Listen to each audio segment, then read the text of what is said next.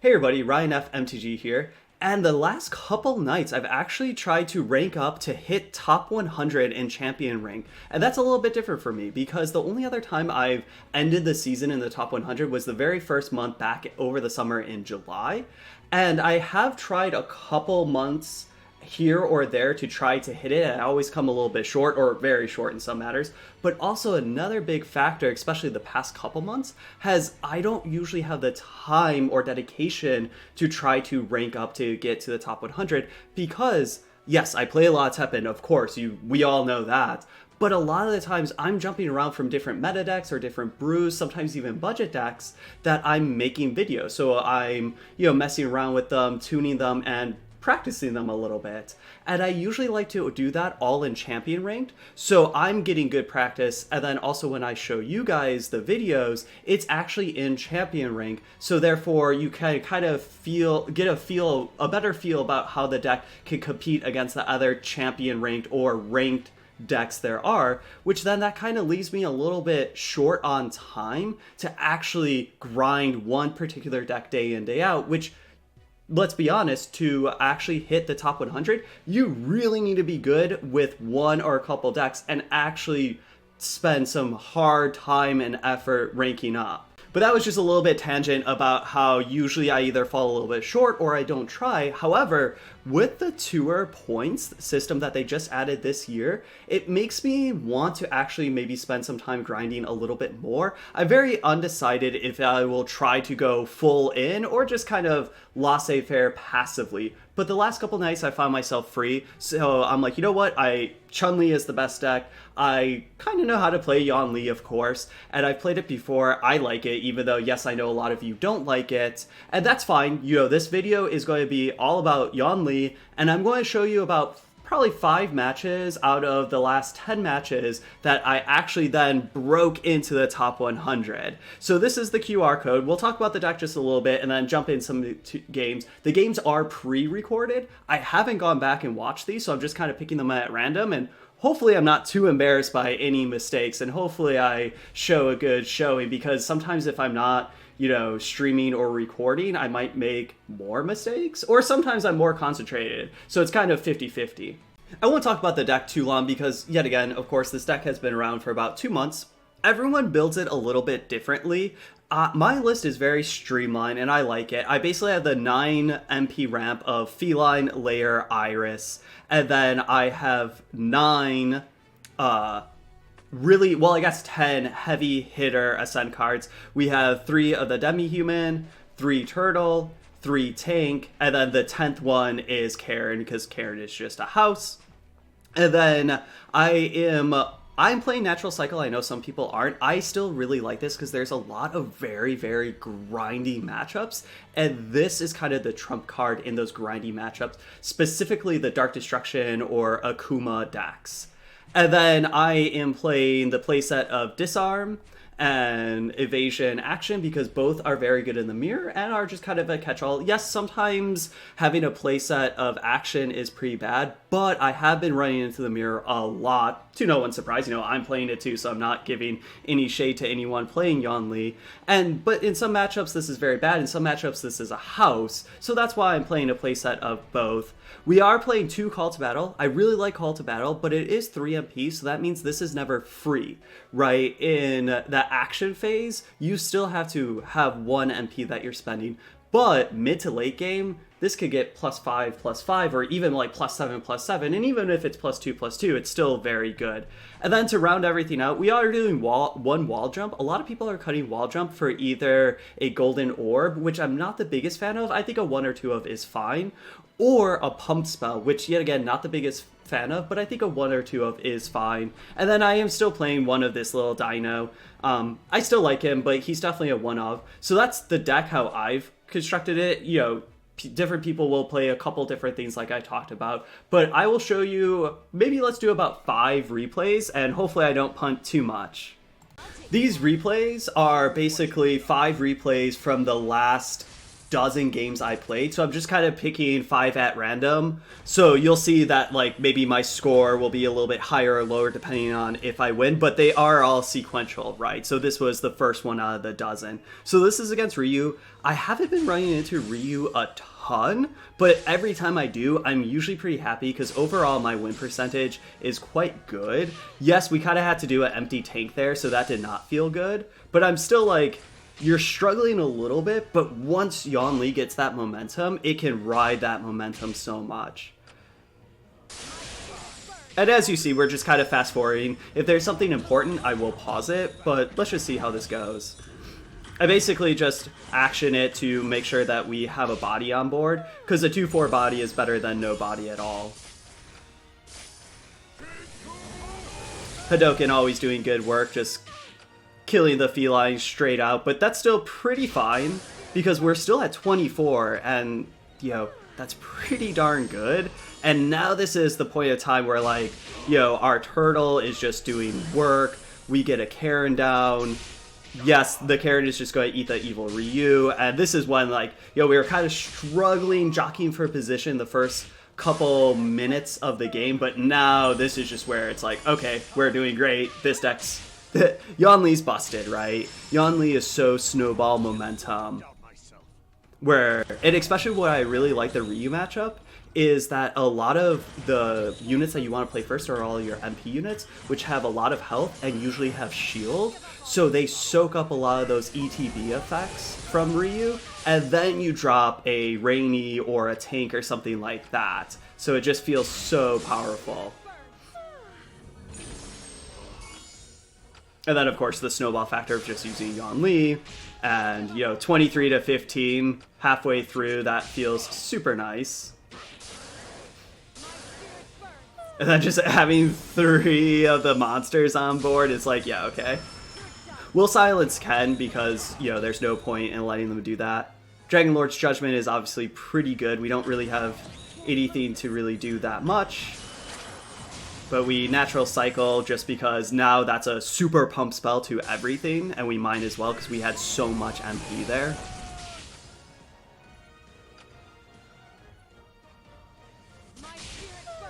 And you'll notice that I dropped that right at the last second, so it eats the Ken, and we yawn right away. So just in case if they had a Rashid or, you know, BB Hood, anything, we are actually getting that RAM.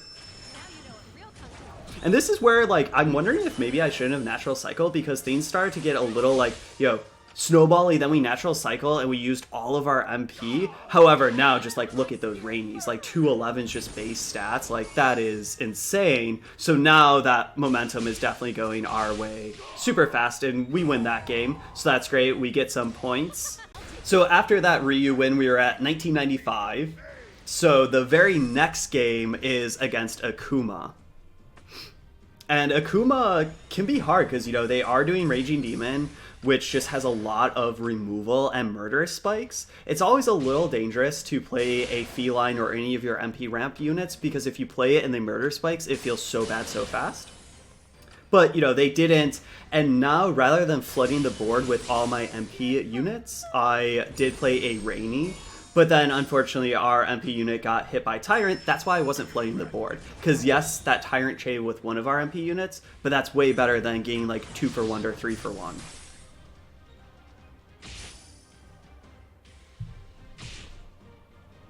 And yet again, we're not, like, ramping that much. Usually, we always like to have 1 or 2 MP ramp units out. But this way, we're actually just doing very good value trading with our Rainies and stuff like that. You know, throwing him down there doesn't feel the best, but just to soak up a couple damage, that was a big hit, because now they just have this big Demigod Oni, and that's going to really hurt us. So we take a hit. We get to yawn on this, so when it dies, we get to ramp. But unfortunately, it's like, oh, wait, we just kind of have nothing to do. We have to kind of, like, already this Oni's like 3 or 4 for 1 us, and it's just doing more and more.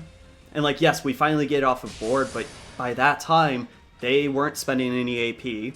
Or sorry, they weren't spending any MP, and we kind of had to spend a lot of cards just to deal with it. So definitely that momentum is on their side for sure. And this is going to be an uphill battle. even though the life total is in our favor, it's still hard. I wanted to silence the Tyrant because we had one MP ramp and we have a Feline in hand, so we want to play that too. The 4-8's scary, so we just have to kind of erase that pump spell. We were a little slow on that Feline. I think we could have gotten there in time, so we took 4 that we didn't and maybe have to. But yet again, their Raging Demon value has been on point.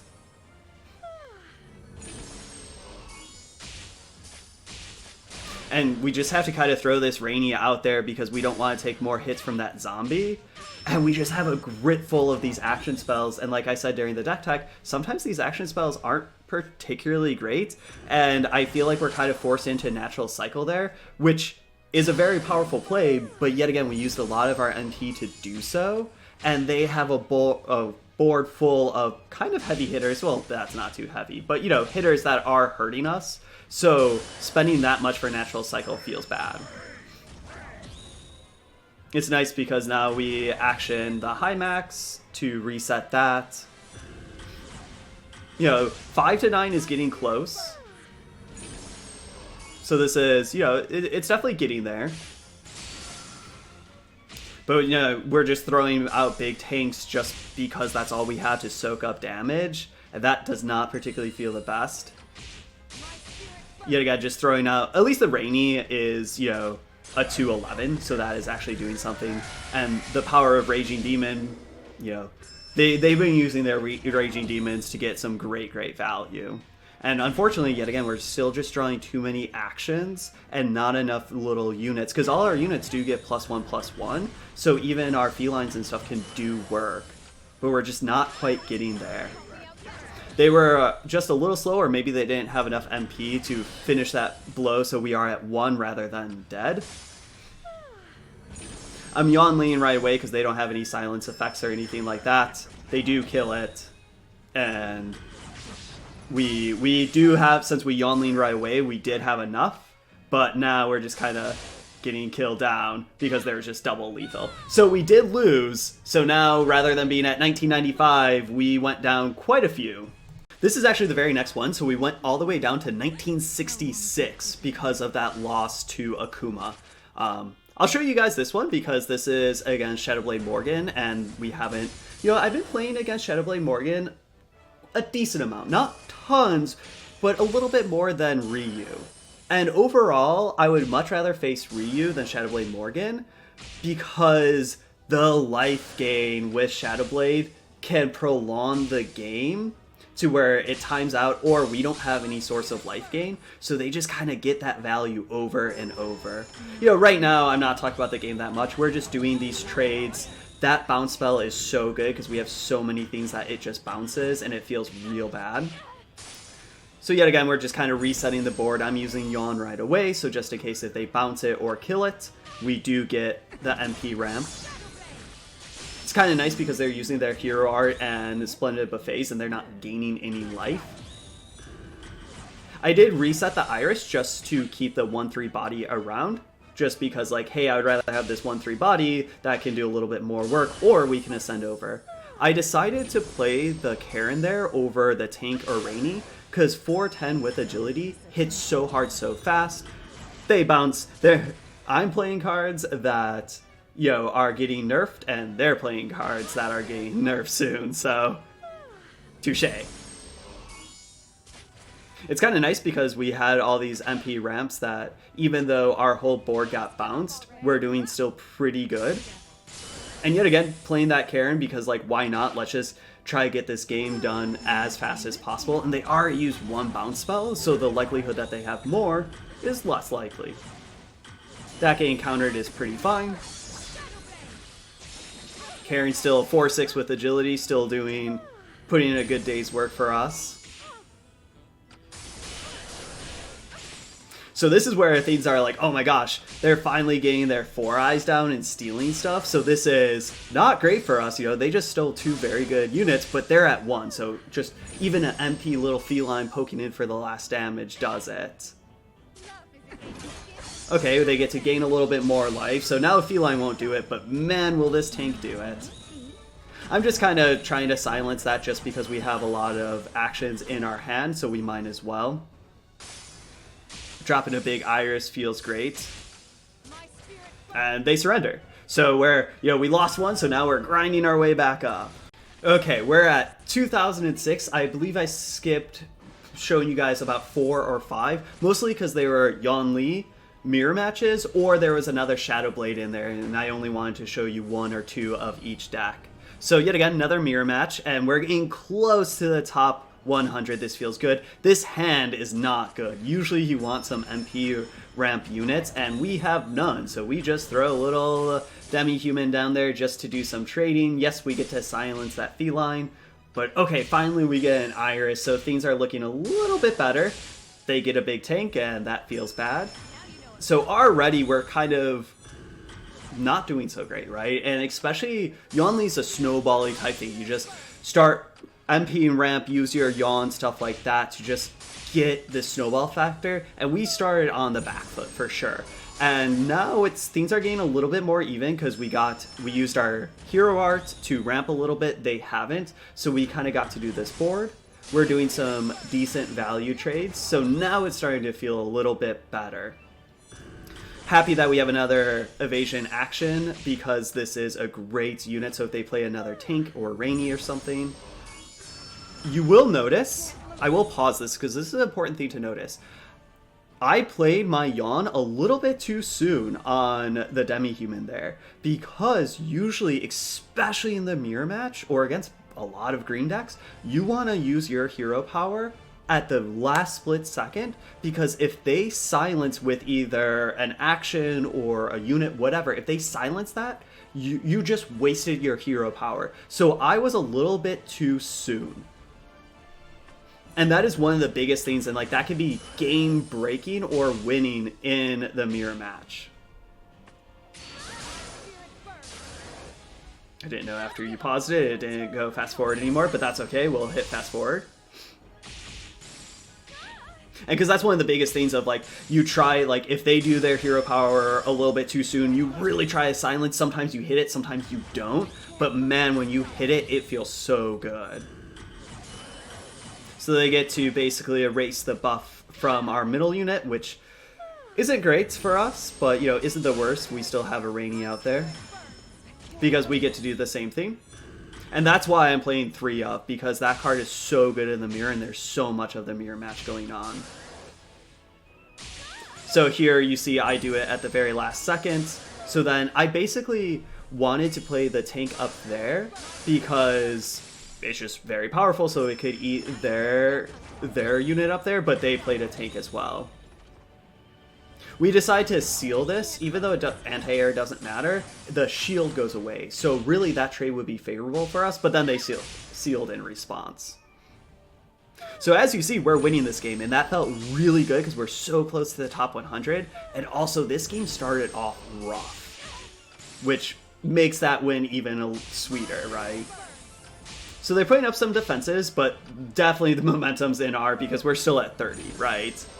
Even though this game started off rough, it didn't start off rough of us taking damage, it was just more we were gaining less MP. So now we're basically on the cusp of top 100. We are at 2018. I did skip one because it was an X Giant Killer match, and they conceded kind of fast just because they kind of stumbled and we snowballed out. So basically, if we win this, even though this is, I believe, another Giant Killer match, or there's quite a bit difference, we probably be in the top 100. So I'll show you this match. Yet again, we're not flooding the board with MP units as we do sometimes, but we get a big tank. So now this tank is just becoming a 2-for-1, 3-for-1 in our favor, and that feels great in this matchup. Mostly just do that because I was kind of just like fishing for like an MP ramp unit or something. Yet again, what I said before of sometimes you wait till the very last second to use your Yawn power, here you don't need to, right? Because they don't have any silence effects. So that's why we could just do that right away. We want to do Karen because now the Vega doesn't have flight and they can't use their hero art. However, if they use our hero art to kill Karen, that feels bad. But, so far, I feel like it's snowballing so much in our favor, and even the life totals in our favor, that it feels really nice. We have a grid full of these action cards that are not the best, so that's why we just silenced that. It's great that we got to silence the G Adult, because that is humongous, so they're not spreading all their G Yawn left and right. And, you know, now we just kind of, like, wait and see. I do kind of misplay here. I accidentally silenced the Vial rather than Action, but I was like, whoops, I noticed what I did wrong, and it's like, well, it's still worth it to Action right here. And they surrendered, and we win. And that felt great, right? Just a very snowball-y, we were always the aggressor, and they never really found their footing. So after that Akuma win, this is where we are. We are champion, 99 place, and 20 points. That feels really good. You know, Yawn Li is obviously a very powerful deck, but grinding in champion rank is so volatile because you can win, but then you can lose. And sometimes when you win, especially if it's a giant killer match, when you're up high, you might only get, you know, 5 points, sometimes even 3 points or 2 points. But if you lose that, you could lose 25 points. So it's very volatile. So I'm very happy. And yes, I know a lot of people will be like, oh, it's so easy to get that high with Chun Li. And sure, it's easier because Chun Li is a very good deck, but you still have to be a very good player. And everyone that's higher up from me, like, they're all doing really good. So, you know, I'm still very happy with myself. And, you know, I'm sure that this will not hold, but I want to kind of take a break of grinding and make this video, even though I wasn't planning on doing it, because I was like, let's look back at some of them. And it's kind of fun to do some replays and watch, because I noticed, oh, I kind of made that mistake of I did that action. You know, I switched those actions, and I didn't really notice that while I was playing. But I'm sure, you know, I can't camp out here because I'm 99 place, so I'm sure either later on this evening, it is Friday, so later on this evening or Saturday, I'll probably grind and hopefully win a couple in the row to solidify myself in top 100. Hopefully I don't lose a couple, because then maybe it's a little bit too hard to grind back up there. But thank you all for watching this somewhat different video about my road to the top 100. Hopefully at the end of this I can have some good news of, yes, I actually did finish in the top 100. But thank you all for watching. I'll see you all next time.